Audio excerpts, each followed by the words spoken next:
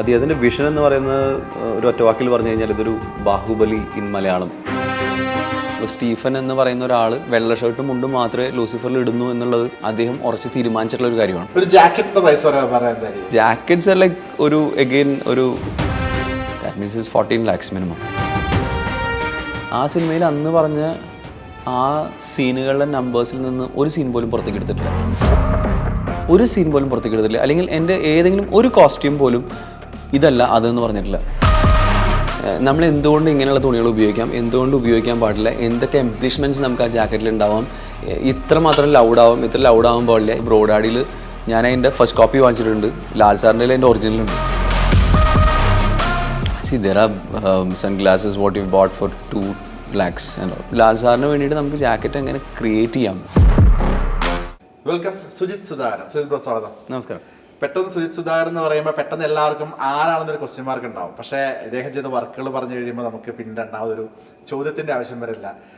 മരക്കാർ, ഒപ്പത്തിൽ നിന്ന് ഇങ്ങ് തുടങ്ങി തനിയൊരുവൻ, ഒപ്പം ഇപ്പോൾ ലാസ്റ്റ് എമ്പുരാനാണ് നമ്മുടെ ഹോട്ടസ്റ്റ് ടോപ്പിക് അല്ലേ? യെസ്. ലൂസിഫർ വരുന്നു. നമ്മൾ ലൂസിഫറിൽ തുടങ്ങാം. ഈ ലൂസിഫർ എന്ന സിനിമ ചെയ്യാൻ പോകുമ്പോൾ ഫസ്റ്റ് പൃഥ്വി അപ്രോച്ച് ചെയ്തിട്ട് പറഞ്ഞത് എന്താണ്? അത് തന്നെ എമ്പുരാൻ വരുമ്പോഴും ഈ സെയിം ഇതിന്റെ തുടർച്ച അല്ലെങ്കിൽ പ്രീക്വൽ സീക്വലൊക്കെയാണ്.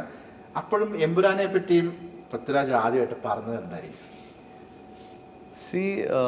ഞാൻ ഇദ്ദേഹത്തിനെ കണ്ടു കഴിഞ്ഞിട്ടാണ് സ്ക്രിപ്റ്റ് വായിക്കുന്നത്. സോ അദ്ദേഹത്തിൻ്റെ വിഷൻ എന്ന് പറയുന്നത് ഒരു ഒറ്റവാക്കിൽ പറഞ്ഞു കഴിഞ്ഞാൽ ഇതൊരു ബാഹുബലി ഇൻ മലയാളം എന്ന് ചിന്തിക്കേണ്ട ഒരു സാധനമാണെന്നാണ് പറയുന്നത്.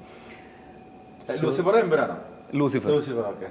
സോ നമുക്ക് എത്രമാത്രം അത് കൺവിൻസിങ് ആണെന്ന് ആ സമയത്ത് ഇപ്പോൾ നമ്മൾ അങ്ങനെയാണല്ലോ കാൽക്കുലേറ്റ് ചെയ്യുന്നത്. അത് വേറൊരു ടൈപ്പ് സിനിമ, ഇത് വേറൊരു ടൈപ്പ് സിനിമ, അല്ലെങ്കിൽ ഇത് ഇങ്ങനെ എന്നുള്ള സാധനമൊക്കെ. സോ തിരിച്ച് നമ്മൾ എമ്പുരാനിലേക്ക് ഞാൻ വരേണ്ടി വന്നു. സത്യം പറഞ്ഞാൽ നേരത്തെ അതിൻ്റെ ഒരു വിഷൻ ഉണ്ടല്ലോ. ദാറ്റ് മീൻസ് ദാറ്റ് ഇപ്പം എനിക്ക് തോന്നുന്ന ഒരു സിനിമ ഒരു beyond 100 crore what ever amount it is എന്ന് നമുക്ക് അതിനോട് അവകാശവാദങ്ങളൊന്നുമില്ല, എനിക്ക് അറിയാത്ത കാര്യമാണ്. പക്ഷേ എന്നിരുന്നാൽ പോലും ഒരു ഹ്യൂമൻഗസ് എമൗണ്ട് ഓഫ് ബഡ്ജറ്റുള്ള സിനിമയാണത്, പല രാജ്യത്തും പോയി ഷൂട്ട് ചെയ്യുന്നത്. ഇങ്ങനെ ഒരു സിനിമ ഇപ്പം ബോളിവുഡിൽ ഇതിൻ്റെ ഒരു റേഷ്യോ എന്ന് പറയുന്നത് ഓൾമോസ്റ്റ് ഒരു 500-600 crore ഈസിക്കൽ ടു നമ്മുടെ ഇവിടുത്തെ ഒരു 100+ crore എന്ന് വേണം നമ്മൾ വിചാരിക്കാം. ബിക്കോസ് നമ്മുടെ ഒരു മാർക്കറ്റിൻ്റെ ഒരു അറ്റ്ലീസ്റ്റ് ഒരു 6 times or 7 times വലുതാണ് അവരുടെ മാർക്കറ്റ്. നമുക്കൊരു 1000 തിയേറ്റേഴ്സ് മാക്സിമം ഒരു പരിധി വരെ ഉണ്ടെങ്കിൽ നമ്മൾ പറയില്ല ഒരു സിനിമയ്ക്ക് എന്ന് പറയും അവിടെ 7,000-8,000 തിയേറ്റേഴ്സ് ഉണ്ട്. അപ്പോൾ ആ റേഷ്യോ വെച്ച് നോക്കുമ്പോൾ നമ്മൾ അങ്ങനെ വേണം അതിനെ കാൽക്കുലേറ്റ് ചെയ്യാനായിട്ട്. സോ അന്നത്തെ അദ്ദേഹം പറഞ്ഞത് എനിക്ക് അതൊരു ചെറിയ തള്ളായിട്ട് തോന്നിയെങ്കിലും, അല്ലെങ്കിൽ ചിലപ്പോൾ അങ്ങനെയൊക്കെയാണ് ഞാൻ ചിലപ്പോൾ വിചാരിച്ചെങ്കിലും, ആക്ച്വലി സ്പീക്കിംഗ് അതൊരു ഭയങ്കര വിഷനാണ്. 5 വർഷം കഴിഞ്ഞിട്ട് ഈ സിനിമയുടെ 2ാം ഭാഗം എന്ന് പറയുന്നൊരു കാര്യം ഉണ്ടാവുകയാണെങ്കിൽ ആ സ്കെയിലും, അല്ലെങ്കിൽ ഇതിൻ്റെ 3rd പാർട്ട് സംഭവിക്കുന്ന സമയത്താണ് ഇതിൻ്റെ എഗെയിൻ അടുത്തൊരു വേർഷൻ പുറത്തു വരുന്നതെന്നും. അപ്പം ആ ട്രാവലിന് അത്രയും വർഷം മുൻകൂട്ടി കാണാൻ സാധിക്കുന്ന ഒരു കാര്യം അതുകൊണ്ടാണ് അദ്ദേഹം പൃഥ്വിരാജായത് ചിലപ്പോൾ. ഈ എമ്പുരാൻ തുടങ്ങിക്കഴിഞ്ഞപ്പം എന്താണ് അപ്പൊ അദ്ദേഹം അത് പറഞ്ഞ ലൂസിഫർ പറഞ്ഞ ഒരു ചെറിയ സിനിമയാണ്, സാധാരണ കൊച്ചു സിനിമ എന്നൊക്കെയാണ് പറഞ്ഞത്. എമ്പുരാൻ കുറച്ചുകൂടി ഓപ്പണായി, അത്യാവശ്യം വലിയ പടങ്ങളൊക്കെ ആണ് എന്ന് പറയുന്നത്. അപ്പൊ ഈ ഒരു കോസ്റ്റ്യൂം ഡിസൈനറെ സംബന്ധിച്ച് വലിയൊരു ഇമ്പോർട്ടൻ്റ് ആയിട്ടുള്ള ഒരു കാര്യമാണ് നമ്മളെ ഒരു ആർട്ടിസ്റ്റിനെ എങ്ങനെ പ്രസന്റ് ചെയ്യുന്നു എന്നുള്ളത്. അത് നിങ്ങളുടെ കയ്യിൽ മാത്രം ഇരിക്കുന്ന ഒരു കാര്യം. സജഷൻസ് ഉണ്ട് ഓഫ് കോഴ്സ്, ബട്ട് സ്റ്റിൽ ഈ എമ്പുരാനിലേക്ക് വരുമ്പോൾ അല്ലെങ്കിൽ ലൂസിഫറിലേക്ക് വരുമ്പോൾ എനിക്ക് പേഴ്സണലി തോന്നിയിട്ടുള്ള കാര്യം എന്ന് വെച്ച് കഴിഞ്ഞാൽ വൈറ്റ്, ബ്ലാക്ക്, കുറച്ചൊരു അണ്ടർ ഷെയ്ഡ് ഉള്ള കളർ പാറ്റേൺസ് ആണ് കൂടുതൽ യൂസ് ചെയ്തിട്ട് ഫീൽ ചെയ്തിട്ടുള്ള ഫ്രെയിമിൽ. ഒരുപാട് കണ്ണഞ്ചിപ്പിക്കുന്ന കളറുകൾ അതിനകത്ത് യൂസ് ചെയ്തിട്ടില്ല. അതൊരു ബോധപൂർവമായ ഒരു തീരുമാനം കോസ്റ്റ്യൂം ഡിസൈനറുടെ ഭാഗത്ത് നിന്ന് ഒന്നാണോ അതോ പൃഥ്വിരാജിന്റെ ഭാഗത്ത് നിന്ന് ഒന്നാണോ? നമ്മളെപ്പോഴും ഒരു സിനിമയുടെ ലാംഗ്വേജ് എന്ന് പറയുന്നത്, ഇപ്പോൾ നമ്മൾ മലയാളം തമിഴ് എന്നല്ല പറയുന്നത്, ഈ സിനിമ പ്ലേസ് ചെയ്യപ്പെടുന്ന സ്ഥലം അല്ലെങ്കിൽ ഈ സിനിമയുടെ ഒരു സീൻ ഇമോട്ട് ചെയ്യുന്ന ഒരു ഫീലിംഗ് എന്നൊക്കെ പറയുന്നതാണ് ആ സിനിമയുടെ ലാംഗ്വേജ് അല്ലേ? അപ്പം ചില സിനിമകൾ പ്രോബബ്ലി ലൗഡാണ്, ചില സിനിമകൾ പ്രോബബ്ലി അണ്ടർസ്റ്റേറ്റഡ് ആണ്. So Lucifer was very understated.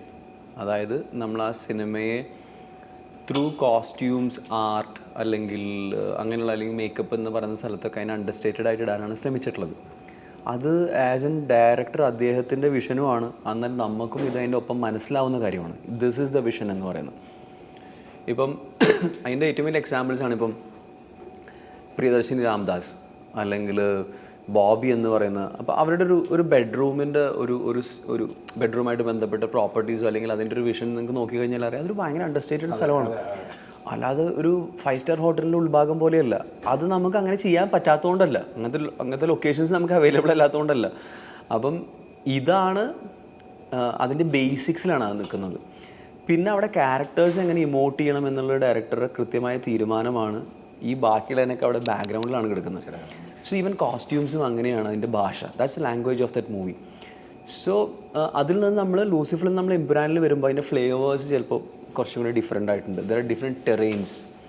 ഈ ടെറൈൻസ് നമ്മൾ എക്സ്പ്ലെയിൻ ചെയ്യാനോ ആ ടെറൈൻസിനെ നമുക്ക് ഇമോട്ട് ചെയ്യാനായിട്ടുള്ള പുതിയ കുറേ കാര്യങ്ങൾ നമ്മൾ ഇതിൽ ചെയ്യാൻ ശ്രമിച്ചിട്ടുണ്ട്. I mean every technical department. അപ്പം അതിനെ ചിലപ്പോൾ പലപ്പോഴും ആൾക്കാർ അതിനെ വലുപ്പം എന്ന് പറയുന്ന സാധനമാണ് ചിലപ്പോൾ this film is 10 times bigger 5 times bigger എന്നൊക്കെ അവകാശപ്പെടുന്നത്. അപ്പം ഒരു ടെക്നീഷ്യൻ ചിലപ്പോൾ അത് എപ്പോഴും ചിലപ്പോൾ എടുത്ത് പറയുന്നത് അയാൾക്ക് അത്രയധികം ജോലി അതിലേക്ക് ചെയ്യേണ്ടി വന്നു എന്നുള്ള കാര്യത്തിലാണ്. That doesn't demand any kind of assurance of okay ഇത്ര ഇതിന് വിജയ സാധ്യത ഉണ്ടെന്നല്ലല്ലോ പറയുന്നത്. സോ ആ രീതിയിൽ നോക്കുകയാണെങ്കിൽ സിനിമ വലുതായതിനനുസരിച്ച് നമ്മുടെ ടാസ്ക് വലുതായി, ടെറൈൻസ് കൂടി, നമ്മുടെ നമ്പർ ഓഫ് ഷൂട്ടിംഗ് ഡേയ്സ് കൂടി, നമ്മുടെ ബഡ്ജറ്റ് കൂടി എന്ന് പറയുന്ന കുറേ കാര്യങ്ങൾ സംഭവിച്ചിട്ടുണ്ട്. ബട്ട് ലൂസിഫർ ചെയ്യുന്ന സമയത്താണ് കുറച്ചും കൂടെ എനിക്ക് തോന്നുന്നു ഒരു ഡിഫിക്കൽട്ടി എന്നല്ല, നമ്മളൊരു സിനിമയിലേക്ക് കയറുകയാണല്ലോ. ആ സിനിമയായിട്ട് നമ്മൾ ജെല്ലാവണമെന്ന് പറയുന്നത്. കമ്മിങ് ടു എംപുരാൻ സിനിമയുടെ വലിപ്പം കൂടി കഴിഞ്ഞാൽ പോലും ഈ സിനിമ നമ്മൾ ഓൾറെഡി ഒരു പ്രാവശ്യം നമ്മൾ ചെയ്തു വെച്ചത് ആ രീതിയിൽ നമുക്കത് കുറച്ചും കൂടി ഈസിയാണ്. ബട്ട് നമ്മുടെ വർക്ക് ഫോഴ്സ് ഒരുപാട് കൂടി. പക്ഷേ ഐ തിങ്ക് ഇതിൽ കുറേ പുതിയ കാര്യങ്ങളുണ്ട് നമുക്ക് ചെയ്യാനായിട്ട്. അതൊക്കെ നമ്മൾ അതിനെ അങ്ങനെ കാണുകയും അതിനെ പഠിക്കുകയും ചെയ്തിട്ടാണ് നമ്മൾ ചെയ്തിട്ടുള്ളത്. ഇപ്പം പുതിയ ടെറൈൻസ് എന്ന് പറയുമ്പോൾ ആ പുതിയ ടെറൈൻ്റെ ഒരു ലാംഗ്വേജിനെ നമ്മൾ അൺലോക്ക് ചെയ്യണം. അപ്പോൾ അങ്ങനെ കുറേ കാര്യങ്ങൾ, അല്ലെങ്കിൽ ഇപ്പം ഒരു ഫോറിൻ ആക്ടർ എങ്ങനെയാണ് പ്ലേസ് ചെയ്യേണ്ടതെന്നുള്ളതും ആ ഫോറിൻ ആക്ടർ എത്രമാത്രം സട്ടിലാവണം എന്നുള്ളതും എത്രമാത്രം ലൗഡ് ആവണം എന്നുള്ളതൊക്കെ ഒരു ക്യുമുലേറ്റീവ് ആയിട്ടുള്ള കുറേ ആൾക്കാർ കൂടി എടുക്കുന്ന തീരുമാനമാണ്. അല്ലെങ്കിൽ ചിലപ്പോൾ സംസാരിക്കുന്ന പോലും ഉണ്ടാവില്ല. ഒരു ആർട്ട് ഡയറക്ടർ ഇതേപോലെ തന്നെ പ്രിയദർശി രാംദാസ് എന്ന് പറയുന്ന ഒരു വ്യക്തിയുടെ റൂം നമ്മൾ സെറ്റ് ചെയ്യുന്നു എന്ന് പറയുന്ന പോലെ തന്നെ ഒരു ആർട്ട് ഡയറക്ടർക്ക് അവിടെ അയാളുടെ ഒരു വിഷനുണ്ട്, ഇത് ഇത്ര മതി എന്നുള്ളത്. ഈവൻ കോസ്റ്റ്യൂംസിൽ പലപ്പോഴും ആൾക്കാർ തെറ്റിദ്ധരിക്കുന്നത്, അല്ലെങ്കിൽ നമ്മൾ അൺനോട്ടീസ്ഡ് ആയിട്ട് പോകാമെന്ന് പറയില്ലേ, ഒരു സട്ടിൽ വർക്കിനെ നോട്ടീസ് ചെയ്യാൻ എപ്പോഴും ആൾക്കാർക്ക് ബുദ്ധിമുട്ടാണ്. നമ്മൾ കുറച്ച് ലൗഡ് ആകുമ്പോൾ ആൾക്കാർ അതിനെപ്പറ്റി കൂടുതൽ സംസാരിക്കും. അപ്പം ഐ തിങ്ക് ആ സട്ടിൽനെസ്സിൽ വിശ്വസിക്കാൻ എനിക്ക് കുറച്ച് കൂടുതൽ ഇഷ്ടം. ബിക്കോസ് ഇതാണ് സിനിമയ്ക്ക് ആവശ്യമെന്ന് പറയുന്ന ഘടകം. സോ അങ്ങനെയാണ് എൻ്റെ ബേസ്. ഞാൻ എപ്പോഴും എൻ്റെ വർക്കിനെ കുറച്ച് മുന്നിലേക്ക് പ്ലേസ് ചെയ്യാമെന്ന് വിചാരിക്കുന്നത് വളരെ കുറവാണ്. ഇനി അങ്ങനത്തെ പ്രോജക്ട്സ് വേണം. ഫോർ എക്സാമ്പിൾ ബ്രോഡാഡി എന്ന് പറയുന്ന സിനിമ, നമുക്ക് നമ്മുടെ അവിടെ എന്ത് വേണമെങ്കിലും കാണിക്കാനുള്ള സ്പേസ് ഉണ്ട്, കളറോ അല്ലെങ്കിൽ. പക്ഷേ എന്നിരുന്നാൽ പോലും അതിൻ്റെ സിൽവറ്റ്സ് ഒക്കെ നമ്മൾ കുറച്ച് സട്ടിലായിട്ടൊക്കെ തന്നെ ചെയ്തിട്ടുള്ളത്. ഈ എംപുരാനിലേക്ക് വരുമ്പോൾ ലൂസിഫറിൽ ടൈലൻഡിൽ മാത്രമാണ് ഒരു കറുത്ത ഡ്രസ്സും അതിൻ്റെ ഒരു ഗ്ലാസ് ഒക്കെ കാണിക്കുന്നത്. ആ ഗ്ലാസ് ഒക്കെ ഡീകോഡ് ചെയ്ത് അല്ലെങ്കിൽ ഡ്രസ്സ് അങ്ങനെ ഒരുപാട് കാര്യങ്ങൾ സോഷ്യൽ മീഡിയയിൽ വരുന്നുണ്ട്. ഇപ്പം ലൂസിഫറിലാണ് കാണിക്കുന്നത്. എംപുരാനിലേക്ക് വരുമ്പോൾ കൂടുതലും ബ്ലാക്ക് ഷെയ്ഡ്സിലുള്ള കോസ്റ്റ്യൂംസിലാണ് ആദ്യത്തെ സ്റ്റില്ലുകളൊക്കെ ലാലേട്ടൻ വരുന്നത്. അപ്പോൾ ഈ കറുപ്പ് യൂസ് ചെയ്യുമ്പോൾ പൃഥ്വിരാജിൻ്റെ ഭാഗത്ത് നിന്ന് അല്ലെങ്കിൽ ലാലേട്ടൻ്റെ ഭാഗത്ത് നിന്ന് കറുത്ത കളർ എന്നതിനപ്പുറം ഇങ്ങനത്തെ ഒരു ജാക്കറ്റ് ആയിരിക്കണം, അല്ലെ ഇന്ന രീതിയിലായിരിക്കണം, അങ്ങനത്തെ അത്രയും ഡീപ്പ് കോൺവെർസേഷൻ ഒക്കെ ഉണ്ടായിരുന്നോ?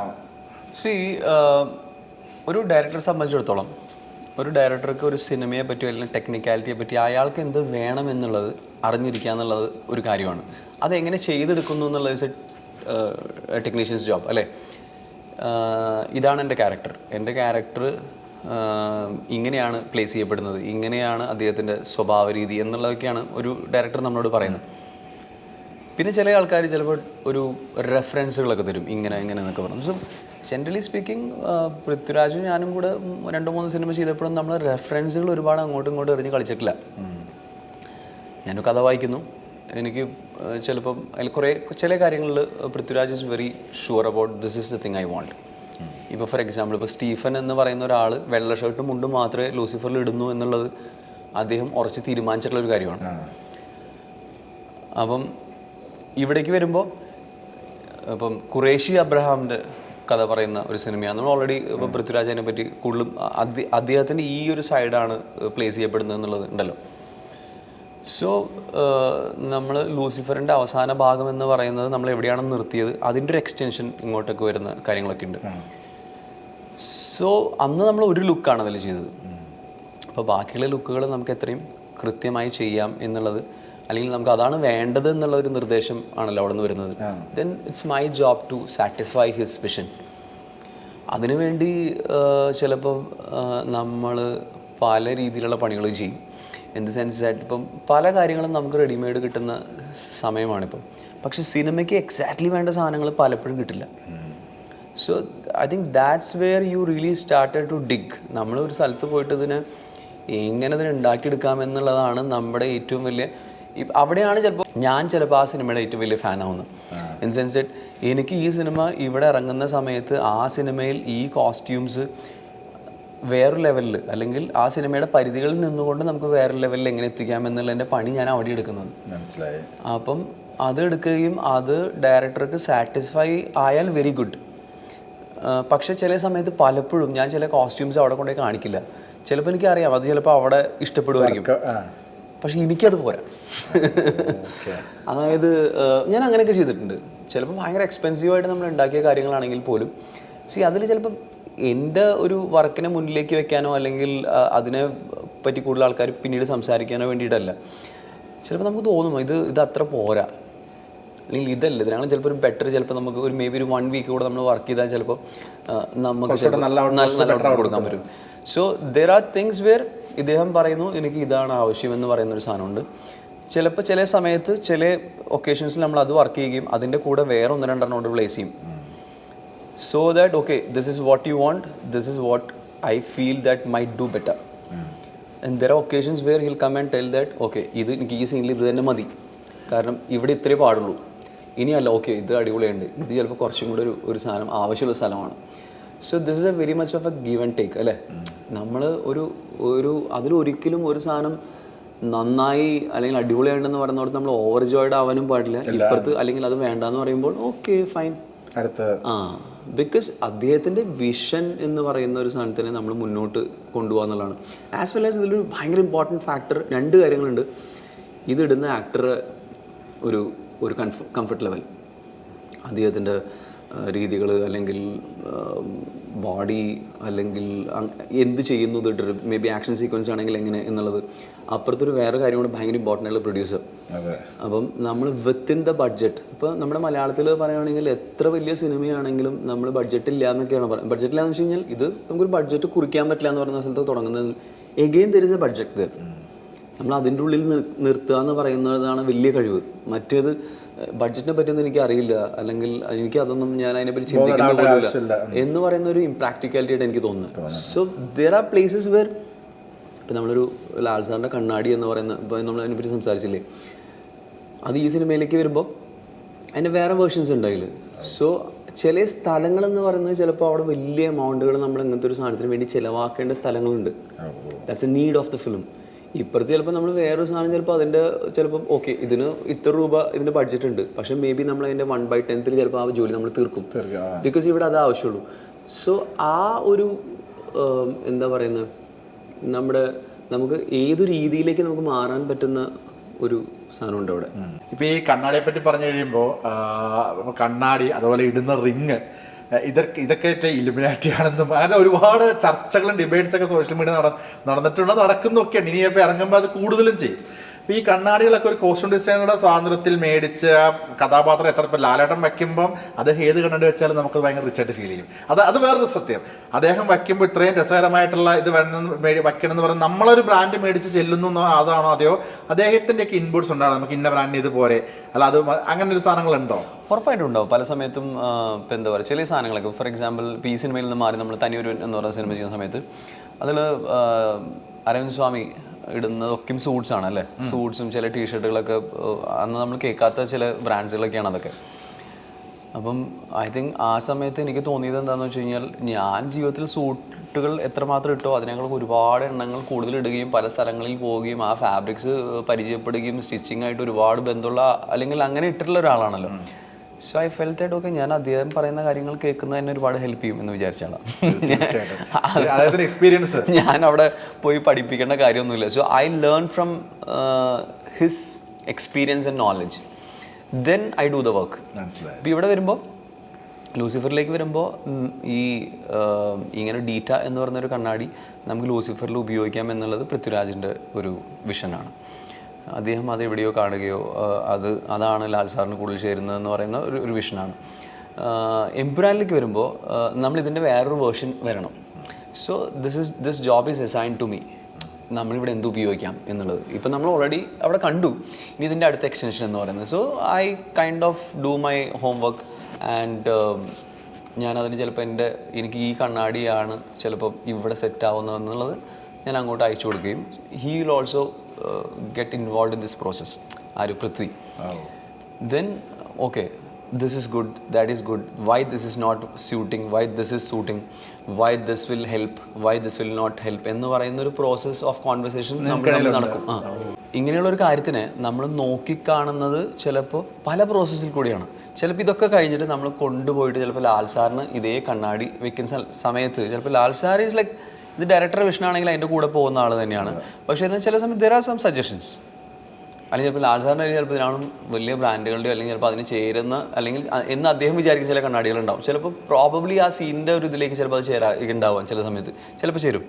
സോ നമ്മളിതിനൊക്കെ ഇതൊരു കളക്റ്റീവ് പ്രോസസ്സാണ്. അപ്പം ഐ തിങ്ക് ഓൾവേസ് നമ്മൾ ആ സ്ക്രിപ്റ്റായിട്ട് ജെല്ലാവുകയും ആ സ്ക്രിപ്റ്റിന് വേണ്ട കാര്യങ്ങൾ നമ്മളിപ്പോഴും സജഷനിലോ കാര്യങ്ങളൊക്കെ വെക്കും. പിന്നെ every director has A different style.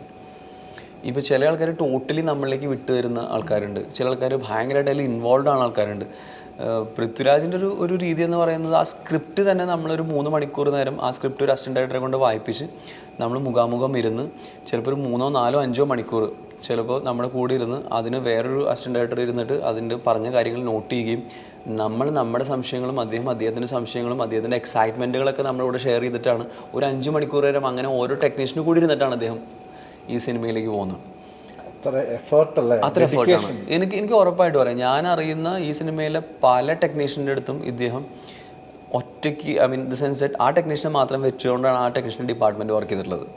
Likewise, for this costume, it's me, then a couple of associate directors, other couple of assistant directors, then we have a discussion, then ഇത് അങ്ങോട്ടും ഇങ്ങോട്ടുള്ള ഒരാൾ സ്ക്രിപ്റ്റ് വായിക്കുന്നു എന്ന് പറയുന്നൊരു കാര്യമാണ് നടക്കുന്നത്.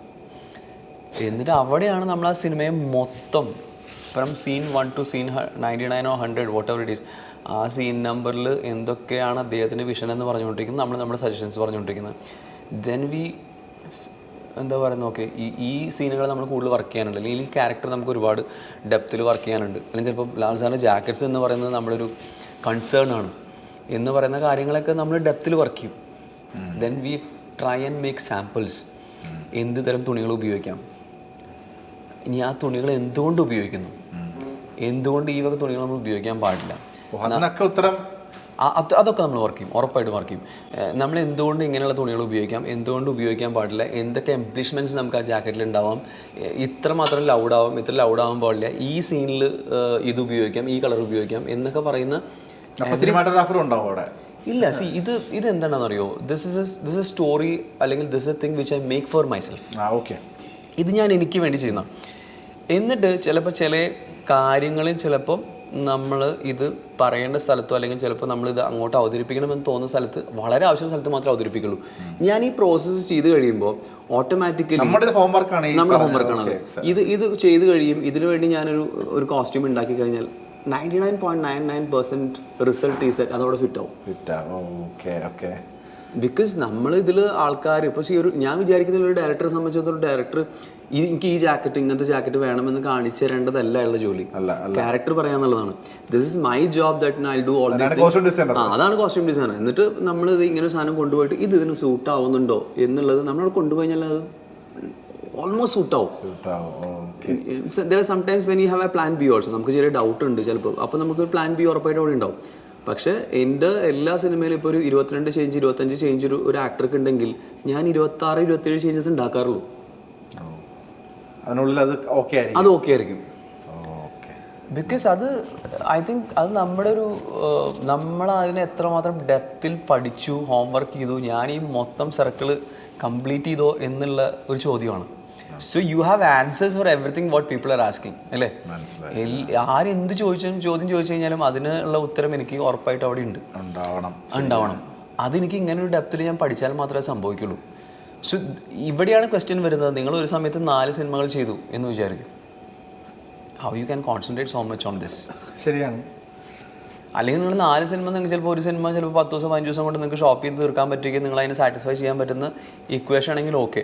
പക്ഷേ എനിക്കത് കുറച്ച് ഡിഫിക്കൽട്ടാണ്. I think I invest more in that project. At a time ഇപ്പോൾ ഒരു സിനിമ ചെയ്യാറുള്ളൂ? ഞാൻ 1-2 ഒക്കെ ചെയ്യാറുണ്ട്. But I make sure that I do my homework. അതായത് എനിക്ക് ഈ സിനിമ ഇങ്ങനെയാണ് ചെയ്യേണ്ടത് എന്നുള്ളത് അറിയാം. ചിലപ്പോൾ വേറെ സിനിമ വരുമ്പോൾ ആ സിനിമയ്ക്ക് ചിലപ്പോൾ ഇത്രയും നമ്മൾ പണിയെടുക്കേണ്ട ആവശ്യമില്ല. അവിടെയാണല്ലോ നമ്മുടെ ഒരു എന്താ പറയുന്നത്, നമ്മുടെ ഒരു ബ്രെയിൻ വർക്ക് ചെയ്യേണ്ടത്. ഞാൻ എല്ലാ സിനിമയും 6 മാസം വർക്ക് ചെയ്യുന്ന പറയുന്നത് കുറച്ച് ആവശ്യമില്ലാത്തൊരു കാര്യമാണ്. ഓരോ സിനിമയും ഡിമാൻഡ് ചെയ്യുന്ന സിനിമ കൊടുക്കുക, സമയം കൊടുക്കുക എന്നുള്ളതാണ്. ഇപ്പം ഞാൻ ചോദിക്കട്ടെ, ഇതൊരു ക്യൂരിയോസിറ്റിയുടെ പേർത്ത് ചോദിക്കുന്നതാണ്. ഇപ്പോൾ ലൂസിഫറിൽ വെച്ച ആ ഗ്ലാസ് ഈ എമ്പുരാനിൽ വയ്ക്കുന്ന പല രീതിയിലുള്ള ഗ്ലാസ്സുകൾ ഉണ്ടാവുമല്ലോ. ഏറ്റവും കോസ്റ്റ്ലി ആയിട്ടൊരു ഗ്ലാസ് പറയാൻ എത്രയായിരിക്കും? ഞാനതിപ്പോൾ അങ്ങനെ പറയുന്നത് in between this to this പറഞ്ഞാൽ മതി. See, there are sunglasses what you bought for 2 lakhs and all എന്ന് പറയുന്ന ഇതിലൊക്കെ നമ്മൾ വാങ്ങിച്ചിട്ടുണ്ട്. 2 lakhs. അതെ.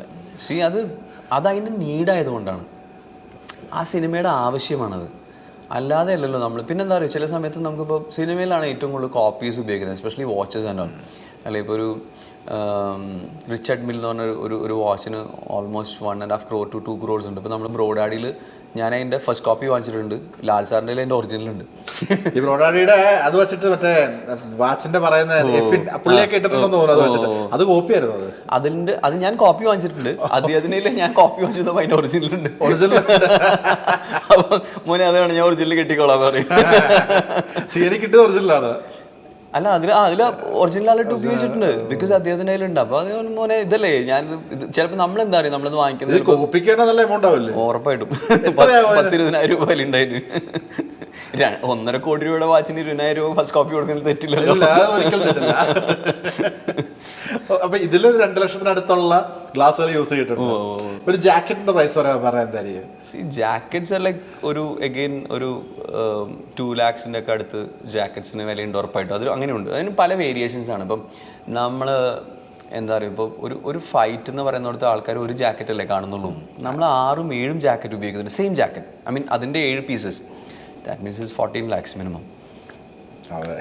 അപ്പം അത് നമ്മൾ കസ്റ്റമൈസ് ചെയ്ത് നമ്മൾ ഉണ്ടാക്കുന്നു. നമ്മൾ അതിന് വേണ്ട ടെക്നീഷ്യൻസ് അല്ലെങ്കിൽ അതിനെ എങ്ങനെ നമുക്ക് my couple of months before this film was more towards എങ്ങനെയാണ് ജാക്കറ്റ് ഉണ്ടാക്കാം, ആ ജാക്കറ്റ് നമ്മൾ എങ്ങനെ ഉണ്ടാക്കാം. അതായത് നമ്മളെന്നും ജാക്കറ്റ് ഇവിടെ ലുലു മോളിലോ അല്ലെങ്കിൽ ചിലപ്പോൾ ഇപ്പോൾ H&M-ലോ അങ്ങനെയുള്ള പല സ്ഥലത്തല്ലേ നമുക്ക് കിട്ടുന്നത്. ഇത് ലാൽ സാറിന് വേണ്ടിയിട്ട് നമുക്ക് ജാക്കറ്റ് എങ്ങനെ ക്രിയേറ്റ് ചെയ്യാം എന്നുള്ളതാണ് നമ്മുടെ ആദ്യത്തെ question. So I went to ഞാൻ ഇൻ്റർനെറ്റിൽ നോക്കി, ഞാൻ കുറേ കോഴ്സുകൾ ട്രൈ ചെയ്തു, ഞാൻ അങ്ങനെയുള്ള ആൾക്കാരെ മീറ്റ് ചെയ്തു. അങ്ങനെയുള്ള ഇത് ഉണ്ടാക്കുന്ന ബോംബെയിൽ ഞാൻ പോയി. ഞാൻ അവിടെയായിട്ടുള്ള ആൾക്കാരെ കൂടെ ഒരു 10 days ഞാൻ സ്പെൻഡ് ചെയ്തു. ഞാൻ അവിടെ ഹോട്ടലിൽ പോയി താമസിക്കുമായിരുന്നു. ഞാൻ അവരോട് കാലത്തിൽ വൈകിട്ട് വരെ ഇരിക്കുമായിരുന്നു. പിന്നെ ഞാൻ അതിൻ്റെ മെറ്റീരിയൽസ് പല സ്ഥലത്തും പ്രൊക്യൂർ ചെയ്യായിരുന്നു. അതിൻ്റെ സിബ് അല്ലെങ്കിൽ അതിൻ്റെ ബട്ടൺ, അത് അടിക്കുന്ന മെഷീൻസ് എല്ലാം ഡിഫറെൻറ്റാണ്. നമ്മളിപ്പോൾ ലഡാക്കിലെ നമ്മളിപ്പോൾ ഓഫ് ക്യാമറ പറഞ്ഞു, ലഡാക്കിലെ ഷൂട്ടിൻ്റെ ഒക്കെ ഡിഫിക്കൽട്ടീസ് ഒക്കെ പറഞ്ഞായിരുന്നു. അപ്പം നമ്മൾ ഇവിടെ നിന്ന് എല്ലാം സെറ്റ് ചെയ്യുന്നു, കോസ്റ്റ്യൂംസ് ഒക്കെ റെഡിയാക്കി നമ്മൾ ഒരു ലൊക്കേഷനിലേക്ക് പോകുന്നു എമ്പുരാൻ ഷൂട്ട് ചെയ്യാൻ വേണ്ടിയിട്ട്. ഇപ്പം നമ്മൾ ഡിസ്കഷനിൽ ക്യാമറമാൻ ഒക്കെ ഉണ്ടാവും, എല്ലാവരുമായിട്ട് നമുക്കൊരു കളർ പാറ്റേൺ ഉണ്ടാവും. ആ ഒരു രീതിയിലൊക്കെ നമ്മൾ കോസ്റ്റ്യൂം എല്ലാം ഡിസൈൻ ചെയ്ത് ചെല്ലുന്നു. ഇപ്പോൾ ഓഫ് കോഴ്സ് ലഡാക്ക് പോലൊരു സ്ഥലം അല്ലെങ്കിൽ അതുപോലെ ഏതെങ്കിലും ഒരു ടെറേനിൽ ചെല്ലുമ്പോൾ നമ്മൾ ഉദ്ദേശിക്കുന്ന രീതിയിൽ നമുക്ക് ആ ഒരു ഇത് കിട്ടണമെന്നില്ല, അറ്റ്മോസ്ഫിയർ കിട്ടണമെന്നില്ല മേ ബി. അപ്പോൾ അതിന് വേണ്ടി അന്നേരം വരുന്ന ഒരു കോസ്റ്റ്യൂം ചേഞ്ചസ് അല്ലെങ്കിൽ ആ ഒരു കളർ ചേഞ്ചസ് ഒക്കെ എങ്ങനെ ഓവർകം ചെയ്യുക, അതും പ്ലാൻ ബി കയ്യിലുണ്ടാവുമോ? ഇല്ല, ഇപ്പോൾ ഈ സിനിമയെ സംബന്ധിച്ചിടത്തോളം ഈ സിനിമ ഈസ് വെൽ സ്റ്റഡീഡ്. സിമ്പിളായിട്ട് പറഞ്ഞു കഴിഞ്ഞാൽ സിനിമ തുടങ്ങുന്നത് ഐ തിങ്ക് 2023 ഒക്ടോബറിൽ എന്താണ്. ബൈ ഏപ്രിൽ ഓർ മെയ്യിൽ ഓൾറെഡി പൃഥ്വിരാജിൻ്റെ സ്ക്രിപ്റ്റ് സംസാരിക്കുകയും നമ്മളിതിൻ്റെ സിനിമയുടെ വിഷൻ നമുക്ക് ഓൾറെഡി കിട്ടിക്കഴിഞ്ഞു. ആ സിനിമയിൽ അന്ന് പറഞ്ഞ ആ സീനുകളുടെ നമ്പേഴ്സിൽ നിന്ന് ഒരു സീൻ പോലും പുറത്തേക്ക് എടുത്തിട്ടില്ല. ഒരു സീൻ പോലും പുറത്തേക്ക് എടുത്തിട്ടില്ല. അല്ലെങ്കിൽ എൻ്റെ ഏതെങ്കിലും ഒരു കോസ്റ്റ്യൂം പോലും ഇതല്ല അതെന്ന് പറഞ്ഞിട്ടില്ല. അവിടെ അങ്ങനെ ആവശ്യം വന്നിട്ടില്ല. ബിക്കോസ് ഈ സിനിമയിൽ ഇതാണ്, പ്ലാൻഡ് ആണ്, അത്രയും പ്ലാൻഡ്.